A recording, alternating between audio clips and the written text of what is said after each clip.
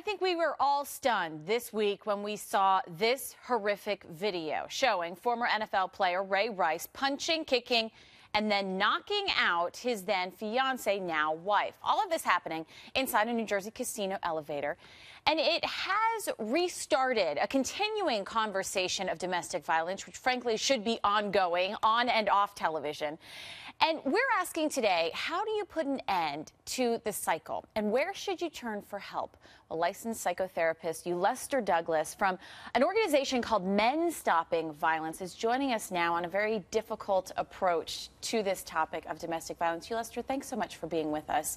You know, I like this unique take on men themselves, the abusers getting help, because this is often a cycle. It often starts in childhood.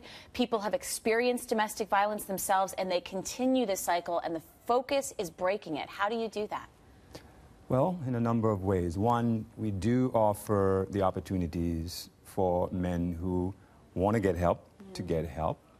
But also, more important is we do a lot of educating of the community. Because at the end of the day, violence against women is not going to stop by just trying to work with a handful of guys who happen to get caught. It's going to have to be a cultural shift, some change in the cultural norm. You have these men come to you, but you also have women that are being abused come to you and say, please help my son, please help my husband, they are abusers. How do you handle that? Well, we respect that because these women, it is oftentimes they're survivors and they're concerned about their own lives. So it's please help my son, but it's oftentimes please help my husband. And that's one of the troubling realities, is that we get more calls from the wives, the girlfriends, than sometimes the men. And so we redirect that. We say to the woman, we appreciate your calling, we understand it makes sense that you're calling, but he needs to get on the phone.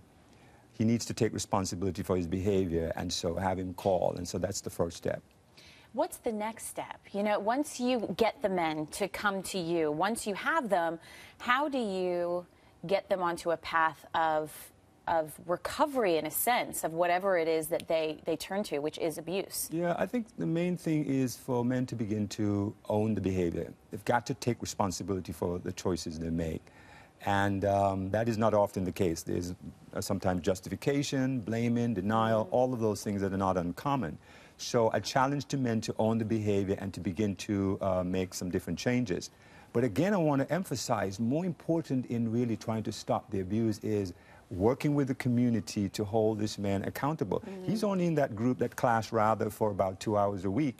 He's going back home. He's going back into the community. And so what is the community doing to really hold him accountable? I understand your organization is Men Stopping Violence, but we should also note, and I want to point out, there are men oftentimes that are abused by women. This is not a one-sided issue, but it's definitely a conversation that we continue to have. There are powerful responses to this story. Hashtag why I stayed, hashtag why I left.